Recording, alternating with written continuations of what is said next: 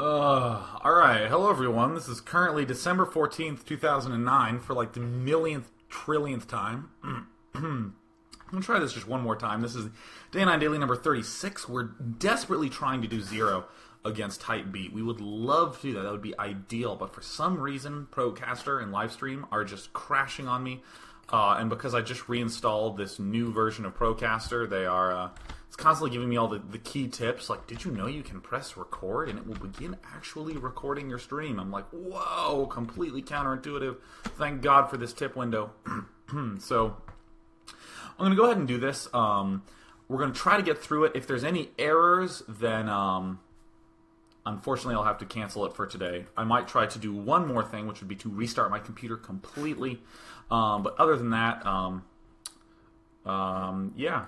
I hope things work properly. So I'm going to go ahead and mute the chat, and we're going to go ahead and bounce right into the game. I'm going to switch on over and start here. So this map is match point. I unfortunately don't even want to risk opening up the map right now. I try to just get this thing started as quickly as possible. Hopefully things begin stabilizing out quite a bit. But since it's Zerg vs. Zerg, it's not too... Well, actually, I will slowly open up the map over here on Team Liquid. I'm just, like, terrified to do anything now. But yeah, hopefully at some point things will begin functioning properly. Alright, I'm going to come back to that. So we have match point loaded up here. Yes, there we go. This is match point, ladies and gentlemen. So in Zerg vs. Zerg, it's kind of a weird map for Zerg vs. Zerg, because you have these really short rush distances, right? It's kind of like this straight loop. But what's interesting is that you can do a lot of harassment to your opponent and then get your Mutalisks back in time in order to defend any sort of harassment from these Zerglings, because it actually is a pretty small area to defend in here. Well, I mean, it's like wide open, but it's hard to get the Zerglings actually into your main. So a lot of players really like early expanding on this map. I personally would probably do something like that on this map. Not 12 hatch, I don't like that too much. But, you know, the usual 12 pool, 12 gas, 12 hatch sort of opening. Here we have an extremely early pool coming out, which I don't even mind so much doing that sort of 9 pool with speed opening, because you can sort of dart past your opponent and do some sort of manipulations with the fact that this is like such a short rush distance. But watch the way they're going to be scouting with their overlords. Going straight to the expansion, and we're going to see the way that Orange is able to spot these things. By the way, I have not seen this game. I only know a little bit about it. I do know the fact that we get to see some absolutely insane late game play in this Zerg vs. Zerg. It's actually an extremely long Zerg vs. Zerg that we end up seeing in this game. And what I was saying, you know, the first time before my stream crashed for the millionth time, was the fact that in about 2005, yeah, look at Zero. We're just playing one-handed. You don't really need both hands against Typeb. He only uses the keyboard hand. There's Typeb. So back like pre-2005, especially in the early 2001, 2002 days, you know, before there were even really any huge ladders, people really did not get Mutalisk Micro. No one knew to like select the Overlord with the Mutalisk to do anything like that, to do any sort of sniping. People would turtle a lot. There was a lot more getting spore colonies early on. There was a lot more getting the +1 attack upgrade for Zerglings, because it was much easier to overwhelm someone with Zerglings than it was to overwhelm someone with the control of your Mutalisks. By the way, this is the usual sort of play with 9 pool, to pull one guy out of the gas once you're able to get 100 gas. And then in that fashion, you get to 150 minerals right as you reach 100 gas. If you keep 3 in the gas, you end up getting a little bit too much gas, and you can't quite spend it properly. So this is the usual sort of timing, and generally what happens is you have to leave guys. Oh yeah, see look, they're both doing the 2 builds I was talking about. One's doing the early pool then expand, the other player's doing the 9 pool. Fantastic. See, look at this Orange Overlord that actually is just barely off the screen right now. Alright, let me see if I can get it just at the right time. So we're going to see these Zerglings come up. And see this Overlord? Look at the fact that you scouted along this path. It means that you get to see a 9 pool if someone is trying as hard as they can to get there early. But you'll notice that Zero is clever enough Or excuse me, no, I'm sorry, this is not Zero. This is Type B from height. Yeah, that's how I can always tell as I just look at the team names. Yes, but Type B coming up here with the 9 pool, and it's going to swing around like this. That way, Zero cannot see these Zerglings coming out early. But of course, Zero has accounted for this. Zero basically says that if I see your guys coming early, that means they'll be getting here very quickly, which means I can respond in some fashion. And if you decide to go around, that's a little bit more slowly, and I still will have some adequate response for that. But actually, I want to take the opportunity to say that, like, way back in the olden days, or should I say the golden days of StarCraft, when people did not know about micro and macro and any of that sort of stuff, people just relied on gimmicky sort of solutions to win games. Excuse me. Yeah, you did see a lot more hive tech going on back then, and what's fortunate is, this is the way I always say it, is that even though micro has sort of become the predominant way to actually win Zerg vs. Zerg, getting those Mutalisk controls and doing lots and lots and lots and lots of tactics with Mutalisks and Zerglings and positioning of Overlords in the game, that's normally how games are going nowadays. But the fact is, people used to win with these crazy, nutty reliance on spellcasters and switching between mutas and hydras and that sort of thing in the course of a game. And it doesn't mean that you can't win with those old ways of playing. The way I say is that there's bits of truth in it. There's a lot of stuff that we can learn from looking at those old games. So what we're going to discuss in this game is how to think about these weird transitions we're seeing both players do in this game, and how that integrates well with this sort of intense micro-style Zerg vs. Zerg that we see predominantly nowadays. Because it's not like Type B and Zero just agreed beforehand to play some sort of zany game. And see, also, look, the position of these Zerglings is very difficult. Because look at this other Overlord, also going to spot those guys right away. If these Zerglings were to come across, they'd skirt right across there and the Overlord would see it. Also why it's super key to get that Overlord out as early as possible. But see, Type B is being very clever. He's just waiting till he has 10 Zerglings. And this is something I call a potential advantage. This is something I call the potential advantage of doing this sort of sneak trick with the 9 pool, is that potentially your opponent might skip a set of Zerglings, and even if he doesn't, you're still in good shape. Potential advantage, a very important aspect of a lot of builds.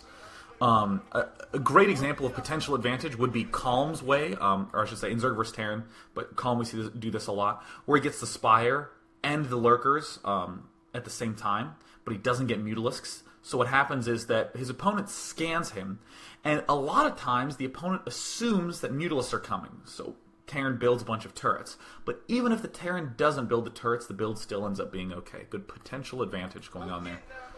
Here come the Zerglings. Good placement right there from Zero. Look at this. All the way back. And here comes Type B in the front with his Zerglingis. And this is about how many Zerglings you want, or excuse me, drones you want to bring. Just 3, not too many. You got to be careful about losing them like that. That drone got a little far forward. Drones are very easy to get right at the front. But look at these, positioned right here to make sure that this arc isn't too big. It's very easy to just sort of think that these drones are in the group and then suddenly they're just, doing damage. But it's very specific drone placement, the fact that they were just along this side, so that way Orange was able to get a bigger arc and there were more red Zerglings caught underneath. Very important to have good drone positioning when you're doing your 12 pool, 12 hatch sort of play. Any sort of pool first into early expand sort of play against a 9 pool. So usually what happens is you have to build a sunken colony, but if you can get away with not building a sunken colony, which I don't think is the case this game, but if you can get away with not building a sunken colony, you can go ahead and throw a third guy into the gas fairly early on. So probably about now, Type B is thinking, oh yeah, now I definitely cannot build that extra, put that extra guy in the gas, and there's Zero. Notice Type B is leaving these Zerglings for counterattack, and notice how a lot of Zerg players now are always leaving 2 Zerglings behind. Very common play for Zero, especially when you're playing against some player who's done something aggressive early on. Where did my pen go? Oh, we see a little counterattacking. Sorry, I always have a pen that I twiddle in my hands, and if I drop it, I can't focus, can't talk about StarCraft. See, I love that. You see that drone pop out right there? It shows a lot of confidence on Type B's part. But also probably the fact that he has Overlords in his opponent's base and is still counting what is coming out of the larva. Very important to count larva in this matchup. Sounds weird, becomes really natural after a while. You can just know exactly how many Zerglings your opponent has, and then after you get in battles, you can start estimating that appropriately. Becomes really, really nice. Because, in Zerg vs. Zerg, you're not really looking at too much early on, and you can easily just poke into your opponent's base and check stuff out. So good counterattack going on. You see there's the Overlord position, there's the other Overlord position, just to count units coming out of the base. And now, see, 3 guys in that gas geyser for Type B. Kept 2 in there for a very long time, now adding in 3. That's probably the key difference between like a C+, B- level Zerg player and then a B+ level Zerg player doing the exact same thing, is the fact that good players in Zerg vs. Zerg are comfortable pulling guys out of gas and just having 2 in gas. Because a lot of, especially players who are like that C+ level, really can't quite get to B. They know that Mutalisks are important, so they always leave 3 in gas as often as possible. Even when doing Zero style of play where they early expand, they won't pull all the guys out of gas. And if you watch this game, Zero right now has no guys in gas, none whatsoever. He is comfortable with that because he actually needs the money to get the spore colonies. So although gas is important for Mutalisks, you never want to be in a situation where you have like 600 gas and no minerals. That is not a good spot to be in. You want to be close to 0 with both resources in this matchup. That way you can deal with all that sorts of aggressive stuff very, very well. You see, look at that. No guys in the gas. This is the key difference between a mediocre Zerg and an extremely good Zerg. Both can open with the same build, but the bad Zerg will leave guys in the gas, and as a result will not be able to hold off the harassment that we'll see Type B do. So, another little counterattack going on. Excellent control by Type B. Fantastic. He's going to pull one of these guys out of the gas, because he has 4 in there right now. And that's a little bit dangerous to have that many guys in gas. So usual sort of thing, got to build 2 spores here. 1 for the front, 1 for the side. The problem right now is it's really, really hard to cover all of these. Notice that these are still kind of close to each other. Technically, we could build 1 right here. It's not actually bad to manor creep colony yourself and just build it right in the middle there, because you don't actually need all these minerals to sustain yourself. But still, they're close enough that they can just barely cover each other, unless the Mutalisks are very, very, very careful with how they're positioned. And now we're getting 2 spore colonies, and this is what the usual early expanding player does. He produces Zerglings for a while, and I'll come back to the fact that Type B didn't have guys in his gas. He produces Zerglings for a while, so that way he can continue to put a little bit of pressure back on, but now we're just focusing on drones. Notice no guys in the gas yet. So there's 2 responses that this Zerg player will do, that Type B will do. The first response is to keep guys in gas and be very, very aggressive with harassment. The usual sort of thing is, actually I'm going to go briefly back over to the screen, is that we get our Mutalisks to do a little bit of sniping here, and then we run Mutas and Zerglings up this way, and we park our Mutalisks right here and let the Zerglings wreak havoc up there.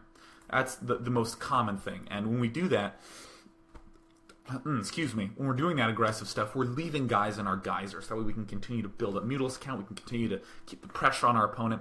The second thing is to do what Type B is doing, which is to pull all the guys off gas right now and save up for an expansion, and then try to expand and then throw guys right back into gas. So we get the expansion very quickly because we don't have any guys in the geyser, but we still get to put a little bit of pressure on with those first 4 Mutalisks. Now, again, note that this game is going to turn into some sort of zany, nutty, late-game style play, but for now, it looks very, very, very standard. Notice how we, as Type B, we can still keep these Overlords, keeping a good eye on our opponent, and notice that this positioning of this Overlord, I would like this Overlord a little closer here so I can still keep track of what's popping out of that larva right there. And that might sound a little bit extreme, but again, if you know that you need to focus on that, you'd be surprised at how little you actually need to look at your base. You pretty much are just glancing at the minimap every single time you do a swipe with your mutas. So like minimap, that's a good timing to do with the minimap, is just look every time your Mutalisks do a swipe. Very easy to do in Zerg vs. Terran as well. But also I would like to have that Overlord keeping a good eye on what's popping out of that side of that hatchery. So here's Type B getting his early hatch down. Should end up seeing, yeah, see, look, these Mutalisks are just doing a little bit of harass here. I would say that that's 5 Mutas in there, because 5 Mutas can kill a drone in one shot. Trying to do all the harassment that we can, and now we're going to slowly start putting guys back into gas as Type B. Very typical sort of play.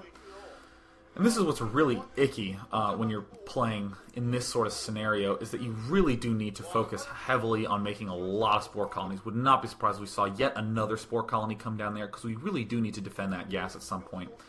So, see, this is why it's okay to pull guys out of gas as Type B. Because our opponent really, if you're playing well, your opponent really cannot get that gas geyser, that second gas geyser up at his expansion anytime soon. Right now, Zero is dead broke. Look, only just now is he getting that Spire. And look at that placement. Look at that beautiful, beautiful placement. Here's the usual attempt at a run by, but unfortunately the placement of that Evo chamber was really, really good. But then look at this. Oh, yes. Look at this placement. This is absolutely beautiful placement. Now, imagine for a moment that Zerglings have gotten into this base. You can do a lot of action just bouncing back and forth here with your drones to force Zerglings away from the spore colony so your Mutalisks can come back in. If Mutalisks getting here, the spore colony beautifully covers everything. These spore colonies cover each other. The spore colony covers the bottom half. Excellent, excellent, excellent placement. And in this matchup, especially with players becoming increasingly good at controlling their Mutalisks, that sort of good placement is essential. And see, look, gas not covered yet. Free target for Type B. Type B can very easily just start sniping that down. But Type B is feeling nervous because look at the timing by Zero. Zero is now moving forward with all his Zerglings to try to peel these Mutalisks away from the expansion. And he does it successfully so. A lot of Zerglings being made for Type B. He's probably still feeling that pressure from all those Zerglings that Zero's made early on. And also because it can be quite surprising for an early expanding player to have suddenly a bunch of Mutalisks come in. And only now are we starting to catch up in terms of gas as Zero. Only now do we have the opportunity to start catching up. I'm not saying that we have caught up, but we're starting to get 2 geysers versus 1 geyser. And now, unfortunately, Type B has actually finished his expansion, so he'll be getting gas soon. Now, there's an advantage that no one ever seems to talk about in Zerg vs. Zerg that's actually really, really important. So there's the mineral advantage, there's the gas advantage, there's the larva advantage. You know, if you're at 1 hatch and I'm at 2 hatch, I can kind of pound you with Zerglings while still producing an adequate number of Mutalisks. But the last really key one is the counter-attacking advantage, which is the fact that if I have spore colonies like Zero does right here, I don't actually need to keep my Mutalisks back here defending. I can even hide Mutalisks down here, and whenever I see your Mutalisks snipe here, I run in with mine and get free drones. Very, very important advantage in this matchup because the spore colony is such a strong anti-air building.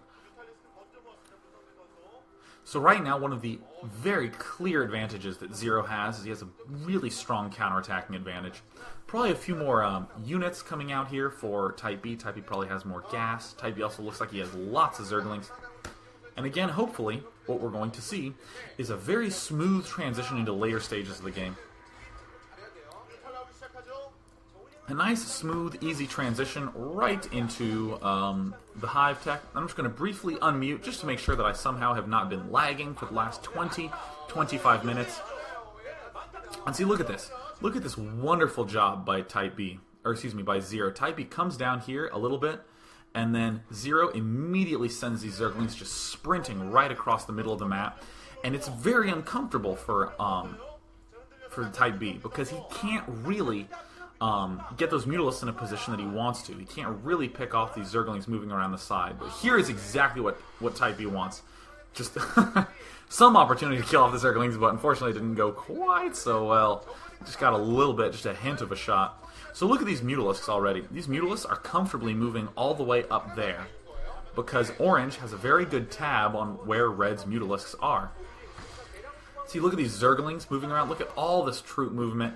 And really, all of it, in my opinion, is just to kill off this Overlord up here. Because another advantage that... Whoopsie daisies. Uh-oh. Oh, that was such a free Mutalisk that didn't end up happening. Oh, free Mutalisk. Yeah, because a big other consideration if you're Zero is that Zero has all these extra drones, and there's really not that many drones mining minerals for Type B. So if Zero can kill off enough of Type B's Overlords, Type B's going to be in serious hurt pain. He's in the hurt pain. So still probably a Mutalisk advantage coming out here for Type B. A lot of times, if you are this one-basing player against the two-basing player, you can get extremely early upgrades and get an edge in that way. A great example of an extremely aggressive one-base against two-base game is Jaedong versus Great on Neo Medusa. Jaedong one-bases against Great's two-basing, and does an incredible job of putting on so much pressure and takes forever to expand. Jaedong waits like as long as possible to expand. Now this is a scary time, if you're orange, is when suddenly you don't have any more Zerglings. Notice how Type B is moving a lot more aggressively towards the middle of the map now that we don't see that many Zerglings over here for 0. Now what we're going to see is a lot of tactics from these Mutalisks, trying to move forward, trying to peel Mutalisks away from this expansion. Type B will move up here, try to pick off some Overlords, and peel Zero's Mutalisks up here so we can run in with Zerglings. Yeah, see, there's the +1 upgrade. I don't know if you can see it right there, but that is, in fact, a +1 armor upgrade. The reason we get armor... excuse me. Sorry, that's that full throttle energy drink trying to come back up. The reason we opt for +1 armor instead of +1 attack is because Mutalisks have 3 bounces, so we get the advantage of that +1 upgrade 3 times. Whereas if we get attack, we only get the advantage on that first swipe, because Mutalisks normally go 9-3-1 with their fire, but then it goes 10-3-1 if you get the +1 attack upgrade. Not nearly as good as getting the armor, but look at this, Zero being very, very smart. This is also another thing that I recommend doing if you're two-basing, is to immediately get a +1 carapace upgrade, because you can. You're not reliant on the Mutalisks so much. You're reliant more on the Spore Colonies early on for defense. So you can afford to research carapace, just get a few extra Scourge, and maybe get an extra Spore Colony if you're really scared, and then continue as normal. In other words, get this +1 attack upgrade that's covered up by this wonderful, fantastic Korean banner is very important for both sides in this case. But the one-basing player can always get it way earlier. Type B, instead of opting for that early upgrade, instead opted to expand very, very, very quickly. I don't have a preference, really. I do like the fact that Zero is expanding up here, because in that fashion, we have a triangle, and really, on any map, if you have a triangle, it's very easy to defend from drops, right? We have a triangle where the right angle's in this corner. I mean, you have a ground side here, a ground side here, and air can pop in here, but really, Mutalisk can bounce back and forth between these two bases very easily, and purely by defending these two bases, you've defended the main. That's why we really love the triangle. Actually, let me just come back here for a moment. There's a gas expansion covered up by this wonderful, fantastic Kespa banner right there. But if you were to expand here as Zero, all of a sudden, if you move your Mutalisk down here, you run the risk of this attack up here. So I actually really like this expansion quite a bit. Even in Protoss versus Zerg, we see this, where the Protoss player takes these bases, and then eventually this one, but then takes this one as the 4th base, because it's so much easier to move up here, because it defends these 2 bases and the main. It's very easy to sort of fall into the habit of thinking, well, where does the map want me to expand? Oh, right, expanding to the corner. But really, this side expo is way, way, way stronger. So Type B's feeling like he's at a little bit of an advantage. Now, if you're in Zero's position, I'm going to mention the situation we're in right now. This might feel a little stalemate-ish. And a lot of times, you don't want to be in that situation. If you're either player, really, stalemates can be very, very tense. And they can make the matchup feel unfun. I should want to spend a little bit of time talking about that. They can make the matchup feel boring and stupid, right? I mean, I'm just building Mutalisks and you're building Mutalisks. And then, well, I have to eat soon, so I guess I'm going to just attack, move everything. And then you lose and you think, well, Zerg vs. Zerg's not fun at all. I guess I'm going to rely on like 4 and 5 pooling and just trying to end the game in like 2 minutes. But obviously, if you're very good, you're going to be aware of when things are not a stalemate. Shine, actually, in a lot of his recent Zerg vs. Zergs, has been very good about advancing with his Mutalisks to try to pick off Overlords and occasionally a drone or two, and in that way it sort of tips the balance of the stalemate in his favor, and he can eventually win. But let's look at this game in particular, where we see this sort of thing going on. We need to think about, what are my advantages? Now, when I say stalemate, what I mean is that my Mutalisk count is the same as yours. And there probably isn't going to be any change in that. We both have guys saturated in our geysers. There's no way we can get more gas. So Right now, in a stalemate situation in this game, Zero has the advantage because Zero now has that counterattack advantage. If his opponent is trying to do any sort of weird tactics with the Mutalisks, Zero can sweep around and kill off drones in the main. But another important one right now that you should always be aware of is that since Zero has Spore Colonies, Zero can say, I have the opportunity to tech. In a normal Zerg vs. Zerg, if I teched, my opponent would say, oh man, he's getting a Greater Spire, and he spent 100 gas on Hive. Let me just go kill him because I know I have at least about a 3 Mutalisk advantage, and probably an upgrade advantage as well. So you just move in that way. But with those Spore Colonies, Zero now is free to go straight for the Hive, and free to get things like Queens with Ensnare, free to get things like the Devourers, or most importantly, getting the Plague. Oh man, I love the Plague. So Type B is probably feeling a little bit more confident right now. Slightly more confident than Zero. Zero's feeling safe, right? Zero's feeling like, cool, I can't die. I have a lot of money I'm building up. I have a lot of Mutalisks. That's why, as Zero, we have the freedom to take this top expansion and cancel it so many times. Because we're not valuing our minerals so much. We're mainly focusing on the gas. Type B probably feels as though he has Mutalisk advantage. That's why we're seeing these Overlords spread out. Look at the Overlords spread on orange. Non-existent.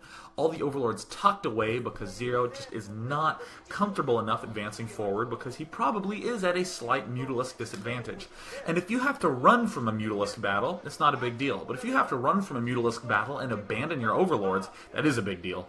That actually sucks quite a bit. +2 armor upgrade for Type B. Fantastic. Again, we get the advantage of 2 Mutalisk bounces, so now instead of it going 9-3-1, it's going to go 7-1, and then fractional damage, which StarCraft actually does record. And as Type B, we're feeling very confident. We just got our +2 attack upgrade, so we're almost certain that we've beat our opponent in the upgrade department. So great. We're Type B. How are we going to win this now? This is an opportune time to do some sort of crazy tech to Hive. This is the perfect situation right now, because let's think of this spot. I can't really die as orange right now. I have all the spores. But my opponent, Red, is being really smart. He's gotten this Mutalisk advantage, he's gotten this upgrade, and now he's comfortably expanding here. In fact, his confidence in his Mutalisk is so great, he's even spreading Overlords into the middle of the map. Holy cow. So, I dislike the fact that all these mutas are going to the bottom right. I dislike it quite a bit. Notice, as we're spending gas on the Queen's Nest, as we're spending gas, thereby reducing our Mutalisk account, thereby making us a little bit more vulnerable, as we're doing that, adding on more Spore Colonies. Anytime you do a tech like this to Hive, make sure you get an extra Spore Colony or 2 at each base. Very, very important thing to do. So see, I dislike all these Mutalisks moving down here. I wouldn't have mind like a Scourge or maybe a Zergling checking this bottom right area. Because this really is a little bit dangerous to be moving all the way down there. Because what if Mutalisks come down the side here? That's that counterattacking advantage that Zero has. Zero can come in here, kill off a bunch of drones, go into your main, kill off a bunch. And then even if these Mutalisks do end up decimating this army, let me rephrase that. Even if Red's Mutalisks do end up meeting Orange's, Orange can spread out and take a significant loss, but not nearly as much as the loss of Red's from losing all the drones.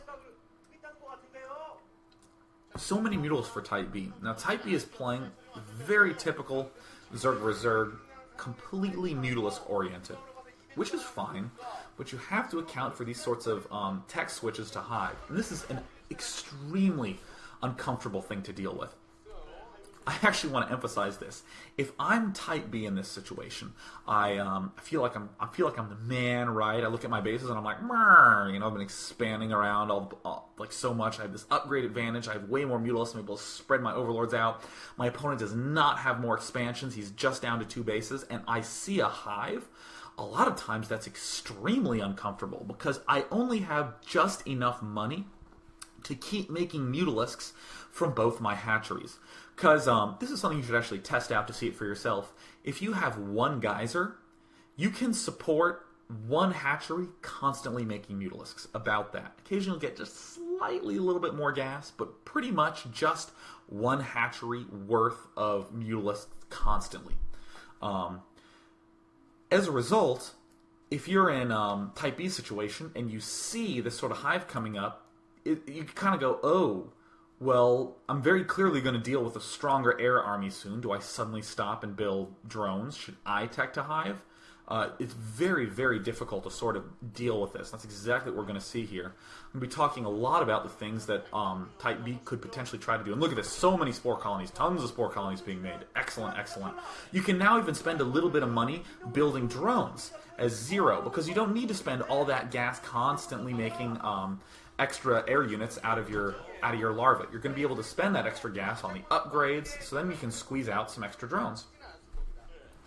So a lot of times, if you're in Type B spot, you think, well, I guess I just need to go kill my opponent right now. Completely reasonable thing to say. You think, I have the air advantage right now, I want to continue having the air advantage. I want to exploit my air advantage, I'll just go kill him. So that way, I don't have to worry about this sort of thing like queens, or the inevitable plague. Oh, plague is a huge pain in the ass to deal with. One of my favorite things is when I'm going Hydra and Zerg, and I eventually get to the Hive tech. Because, if you have Hydralisks, you don't even need that many. You just throw down a Plague, a Dark Swarm, and have like 2 Lurkers, and you are invincible. It is awesome. But of course, in that circumstance, the advantage that the Mutalisking player has over you as the Hydralisking player is the fact that he can do counterattacks to the back of your main.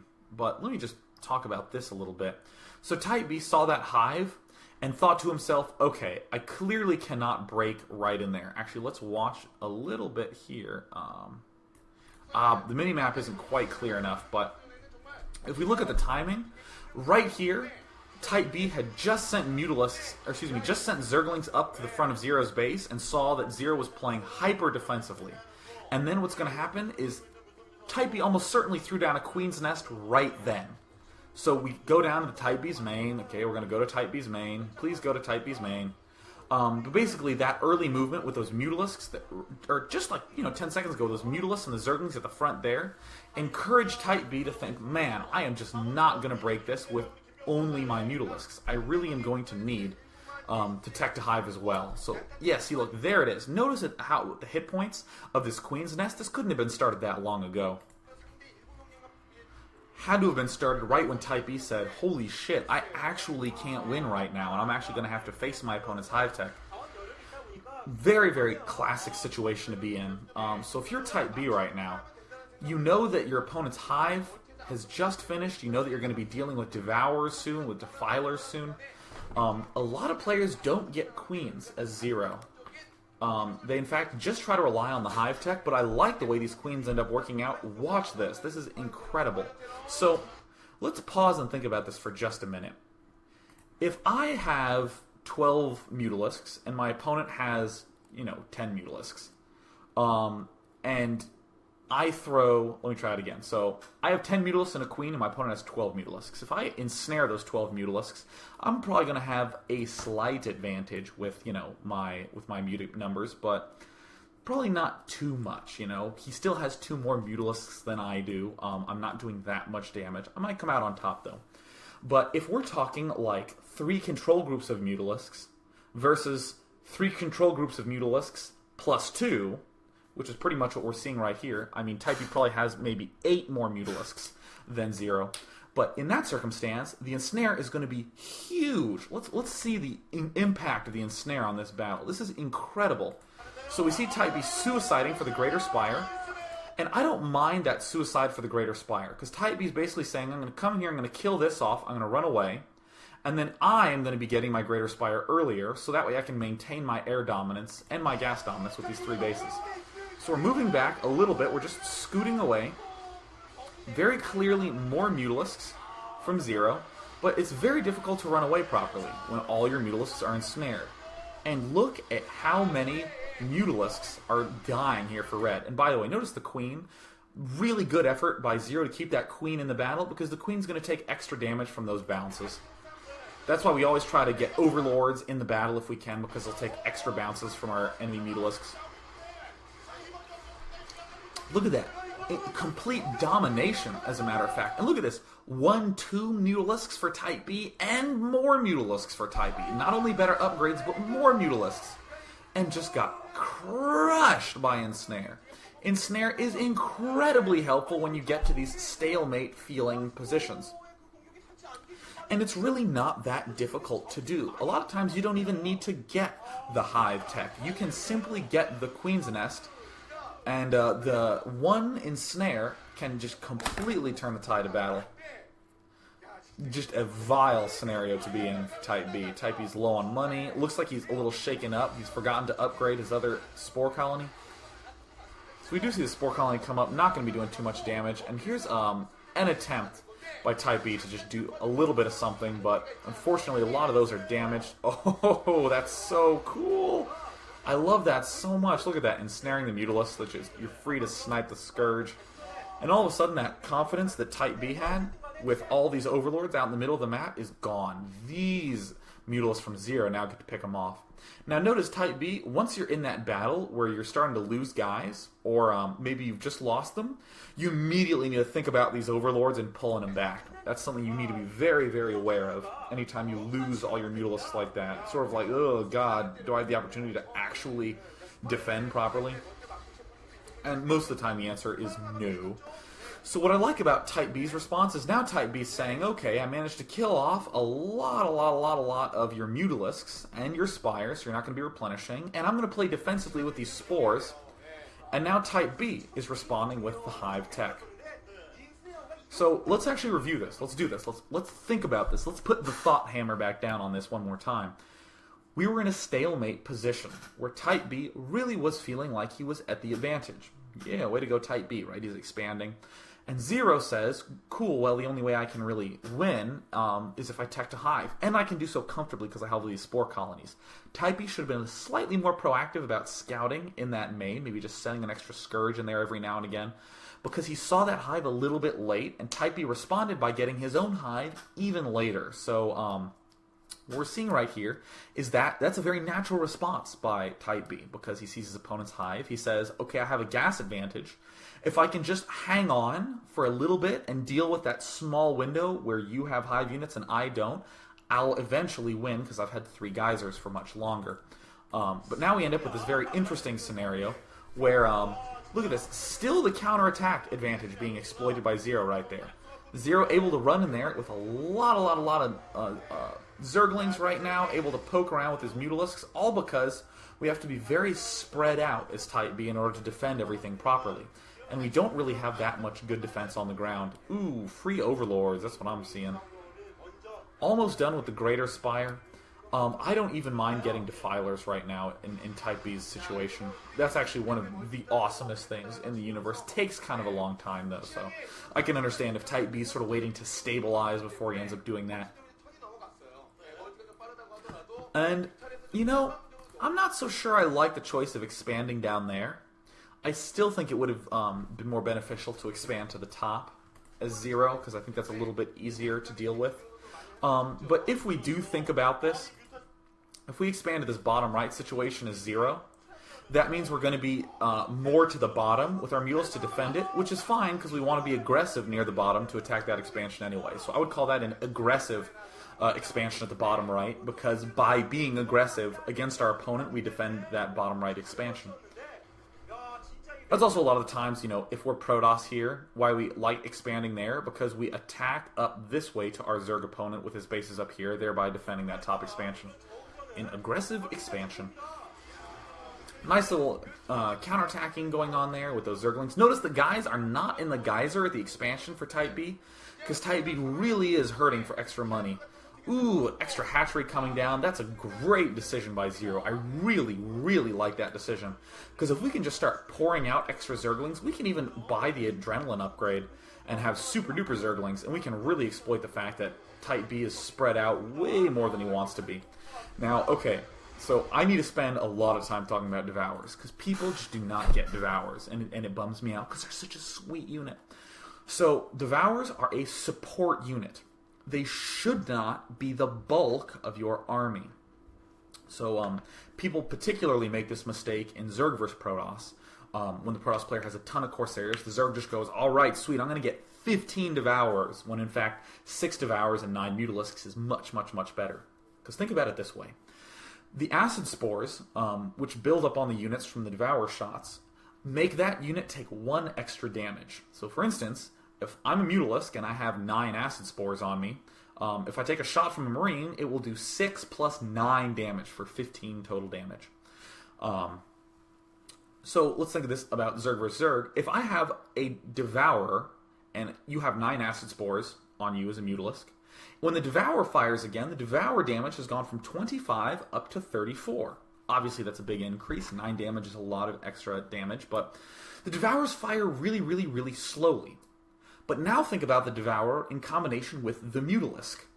The Mutalisk was originally going 9-3-1, if we ignore any upgrades. But when there's 9 Acid Spores, it goes 18-12-10. And Mutalisks fire way, way, way faster. So in essence, even though the Devourer gets a plus 9 damage boost and has a lot more damage in a single shot than a Mutalisk, the Mutalisk gets a plus 27 damage advantage from the Acid Spores. So really, the Devourers were designed to work well with Mutalisks. That's why when we look over here, we don't have a ton of Devourers coming out here for 0. In fact, only 4 or 5 are really necessary, because with 2 shots from all your Devourers, and all your opponent's Mutalisks are fully Acid Spored up. So you can really do incredible damage with just that small amount. Never morph too many Devourers. You only need just a few. So right now, very clearly, Type E is at a just heinous disadvantage. There's virtually nothing he's going to be able to do about this final push. Free expansion down here. Zero still being very good about not suiciding in with a bunch of units. He's trying to position himself properly, killing off expansions with Zerglings. Trying to extend his gas advantage at this stage still. Looks like the Adrenaline upgrade's been upgraded for Type B. Type B also trying to do a little bit of counterattacking, knowing that his opponent is now spread out along this big area. Actually, Type B might not know about this, but still, if our opponent's attacking down here, if Mutalisks are moving down to the bottom, Type B can attack up here at the top with all these Adrenalings. Adrenalings still running around trying to do some damage. And see, look at this. All that effort of those Adrenalings have given Type B the opportunity to take that bottom expansion. Oh, Defilers! Defiler! That's the one thing that can really turn the tide of battle. That is an awesome unit. God, I love Defilers, because they do take a long time, because you need to get the Consume and the Plague. Unless you want to be awesome and get 2 Defiler mounts. In which case you can get both of them at the same time. A lot of attacking going on with these Zerglings. I'm not sure if Orange has Adrenaline upgrade yet, just because they keep on dying. Ooh. Oh, the Queen didn't quite manage to get that firing off properly, but at this point, these Mutalisks are so strong because of those Devourers. And if you throw in the Queen, then all of a sudden your enemy Mutalisks are basically like not firing. Notice how I said all that stuff about the damage advantage from the Devourer and completely ignored the fact that Devourers actually slow our opponent's ability to shoot quickly. It slows the fire rate of enemy units. More units coming down here. This is a very easy situation now for Zero. He has pretty much a completed tech tree. There's virtually no way he's going to get busted. Even with the the Defilers being able to plague all those Mutalisks, it's still not going to quite be enough. Looks like Type B is trying to get a plague off there, maybe, but it's probably not going to work. Just going to run right in here, take out the Spire. And you know, anytime you get in a fight like this, it's really easy to get all your guys plagued. So that's why we see a lot of pulling back going on here. Being really, really good control by Zero. I mean, this is a very unusual state for a lot of Zerg players to be in, to deal with the sort of, you know, big Hive Tech air versus Defilers, but, you know, really, really good, solid control by Zero, avoiding those Defilers, trying to spread his Mutalisks out, and still doing good bits of damage, running there, almost killed off the Spire. Maybe he did kill it off. I was just thinking a little bit too much about how nice his control was, because I just really wanted to see a plague go down. Yeah. And this is what is nice, is that at this stage in the game, players tend to start getting broke on gas. So that plague wasn't... God, freeze at a good frame. There we go. That plague wasn't nearly as effective as it could have been, but still, at this stage in the game, players are starting to run out of gas on these 2 expansions. So you can start doing Defiler Ling action in the late game. Just slowly swarming and advancing forward. And, you know, if they try to hang around and camp at your front, that's really dangerous to do, because if they try to camp around your Ling Defiler push, then you can just plague all the Mutalisks. So here comes the plague. Oh my god! Oh, there's one plague goes down. Oh, man. Oh, way too early with the plagues. Insanely early with the plagues. You want to attack, and then you want to back way up and force this sort of cluster. When you have that tight cluster, you can get everything with one plague. Much, much easier. And look at this. Type B losing focus has these Zerglings at the bottom right that have yet to move in aggressively. I mean, this is just a vile situation to be in. And I mean, notice how all these Mutalisks are plagued, but still just not quite enough of them plagued to do that much of a difference. You really need to hit almost all of the Mutalisks for it to make a huge difference. And see, those Zerglings should have gone there way earlier. I really think if they'd gone earlier, they could have even just taken out that sunken colony by themselves. But see, this is what's really cool right now, is that even in Type B's situation, Type B is not screwed by any means, right? Type B can still rely on the fact that he's going mainly Defiler Zergling, build a bunch of Spore colonies, stick to this gas expansion, and right now, assuming his opponent didn't quite have this size air army, a lot of times in the classic Zerg vs. Zerg days, excuse me, you would actually see your opponent transition into Hydralisks. Obviously, this would be not the best situation because we really don't have an economy at all as red. But these are the sorts of transitions that you're able to think about and see pretty clearly right now how they would be advantageous. You know, our opponent is now out of 2 geysers, is pretty much at 1.5 because these 2 are depleted. So we can start going Hydralisk. We can take the safer mineral-only expansion, and we can do a lot of pushes with our Defilers, our Zerglings, and our Hydralisks. Very, very clear transition that's entirely possible at this stage of the game. But this is what I love about the way Zero's playing right now, is that he's just saying, yeah, no way you're ever going to have any more air units than I am, and I'm at a huge larva advantage. I'm just going to overrun you with Zerglings. So safe. Look at all the Mutalisks in the middle of the map doing nothing from Zero. Purely defensive right now. And these Mutalisks are really sort of taking over. And I love the fact that we're seeing Zerglings from Zero, because, you know, it's the easiest thing in the world to just get caught in this I'm going to make more Mutalisks mindset. You know, I'm just going to keep hitting that M key. Oh my god, I don't care if Type B leaves right now. That was sweet. Yes, getting them all red. Those almost looked like Type B's Mutalisks. They were so red. But of course, this is the one issue with a player who's not plaguing versus a player who is plaguing. The not plaguing player, or in this case, Zero has so many Mutalisks that he can just run all his plague Mutalisks away, and the remaining Mutalisks can just finish everything off. See, look at that. Good game. What an awesome, awesome Zerg vs. Zerg. So let's go ahead and unmute the chat to take just a few questions. I'll go ahead and take them for just 5-10 minutes because we went over because live stream hates me. But we can clearly see the logical transitions at all points of time, right?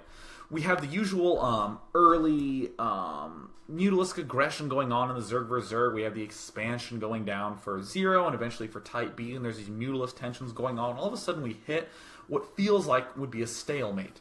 Or really, in essence, it is map control by Type B and gas advantage by Type B. And upgrade advantage, but I'm just going to lump that into the gas advantage. So right now, there's really not much of an edge Zero has with the units he's with right now. Natural choice to transition straight to the Hive and abuse the fact that we have extra minerals. Minerals is a pretty important aspect of that. Very, very difficult to deal with a Hive tech when you're low on minerals, right? So Zero's high on minerals, can tech to the Hive very easily. Type B, who's low on minerals, cannot combat the tech to Hive very easily because he just does not have enough minerals. So let me just go ahead and mute this because I'm getting like 15,000 questions. Jesus.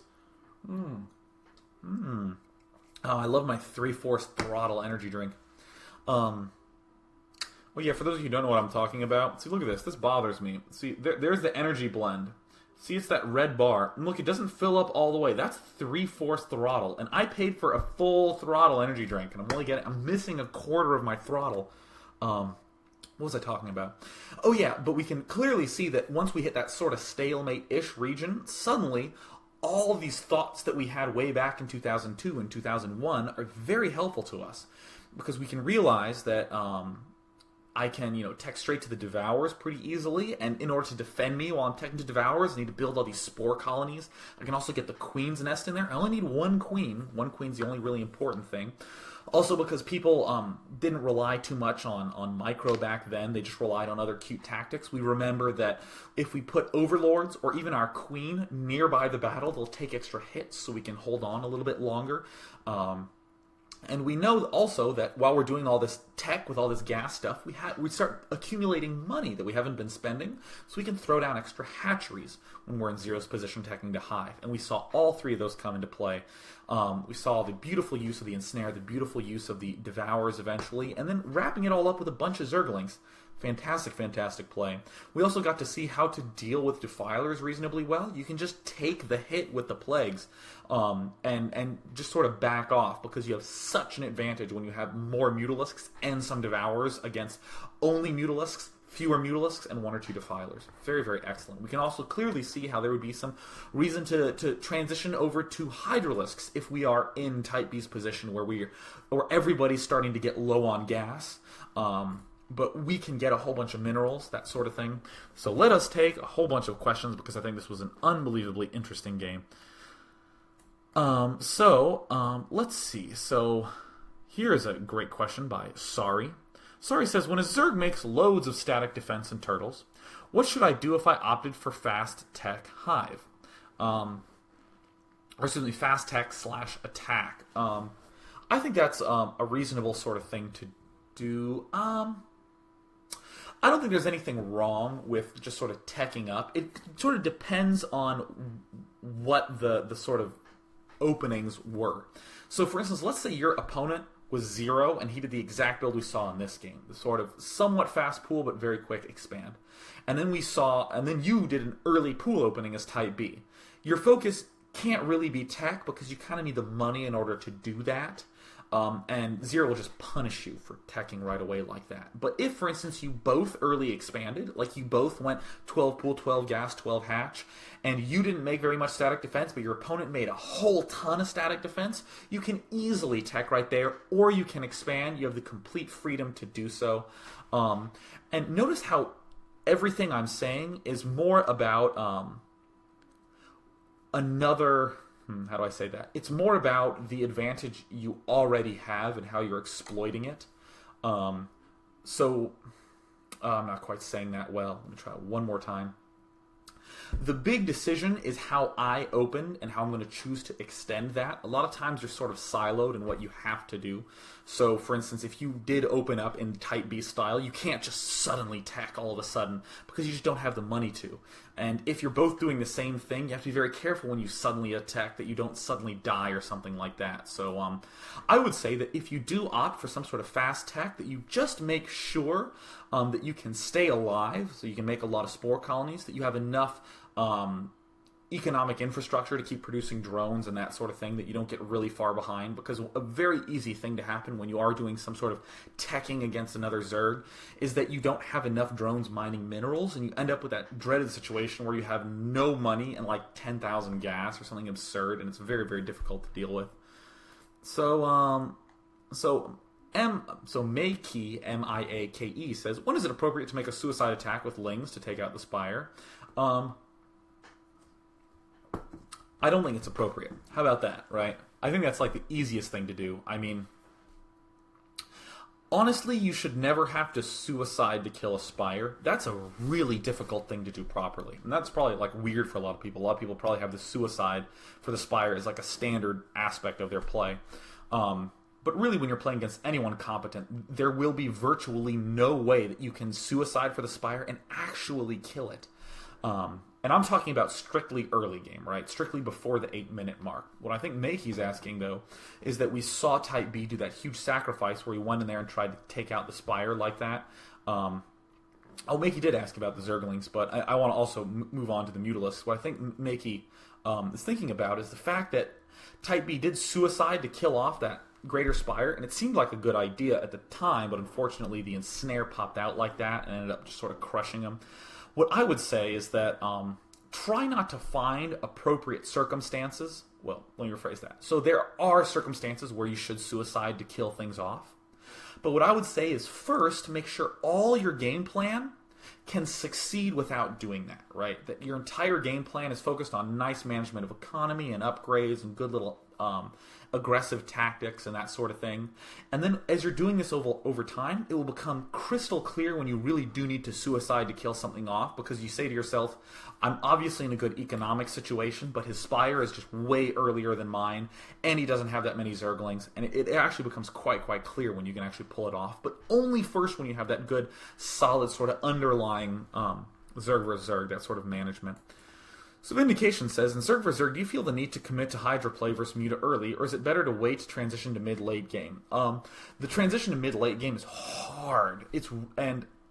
Hard not as in it's difficult to pull off, but as in it's very difficult to judge the situation properly and say, aha, now is the time to transition to Hydralisks.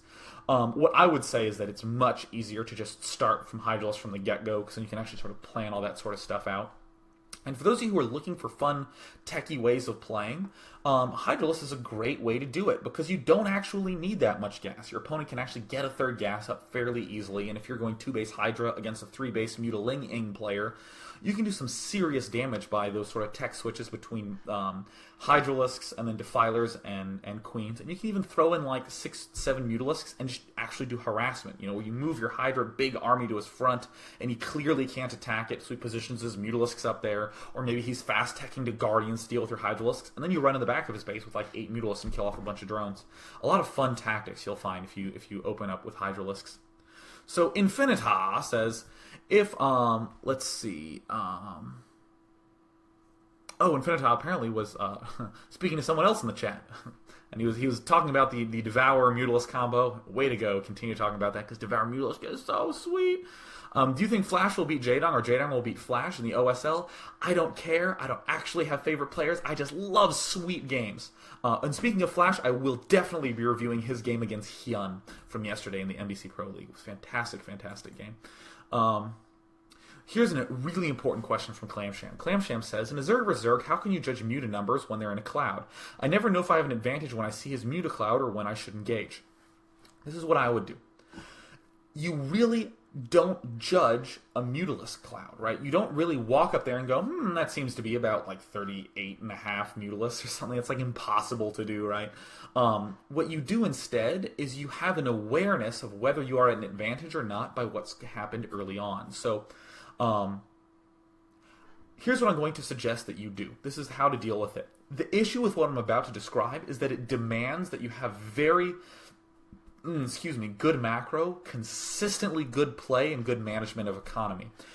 And this is what I'm going to recommend, and what my advice will become clear, like what I just said about, I'm just going to stop prefacing and just fucking tell you.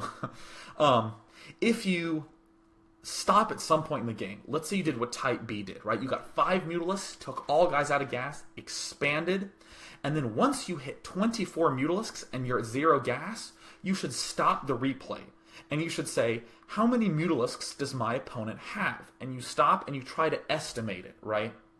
And then you actually go double check and see if you can get a good count of his Mutalisks. And what'll happen is you'll have these triggers established for yourself where you say, okay, I played a game where I did exactly the 9 pool, 5 Mutalisks, and then expanded really quickly. Exactly what Typeb did this game.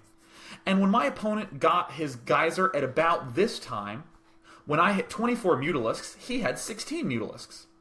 And then you play another game where your opponent does something completely different. He actually plays a 1-base style. And you end up having your hatchery at your expansion delayed way longer because you're both 1-basing for such a long time.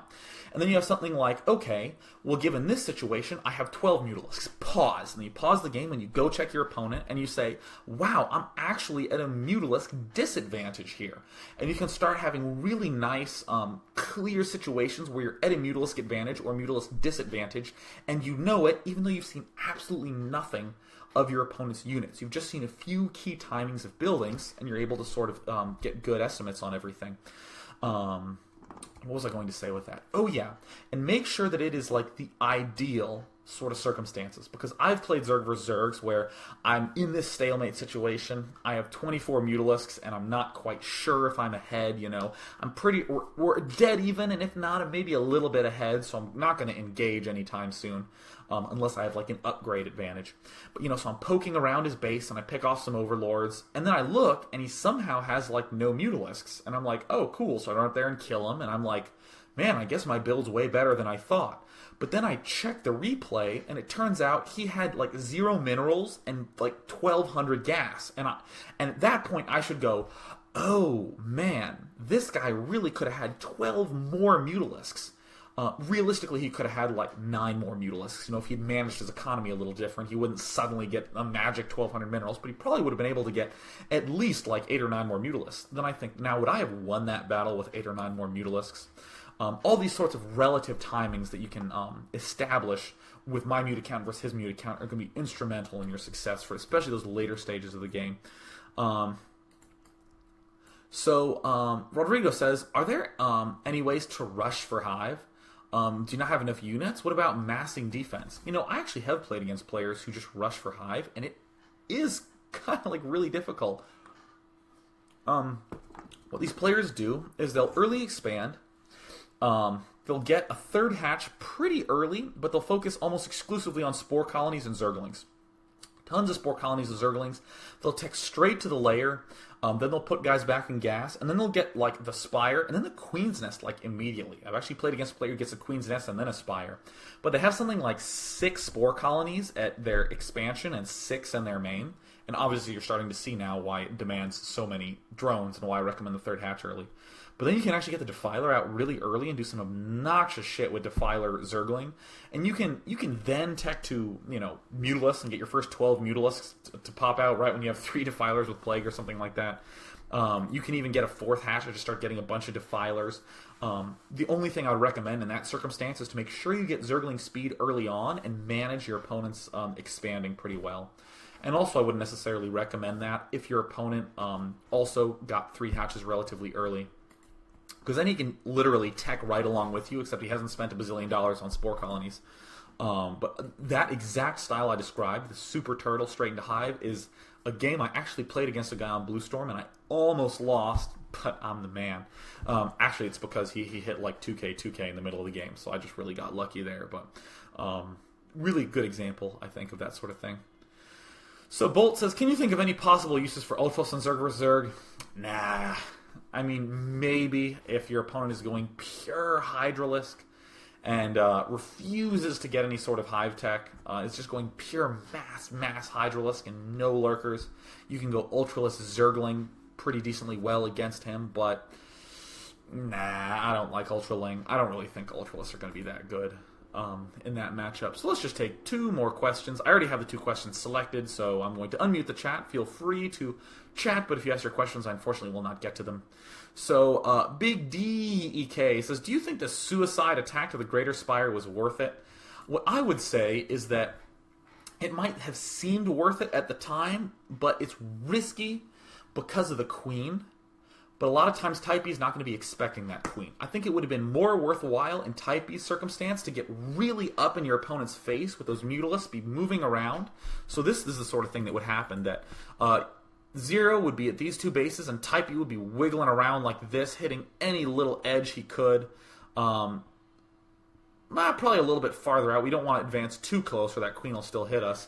But, basically forcing Zero to play defensively, and then our Greater Spire would be a little bit more behind. And while we're doing all this junk, we're building up drones and building spore colonies.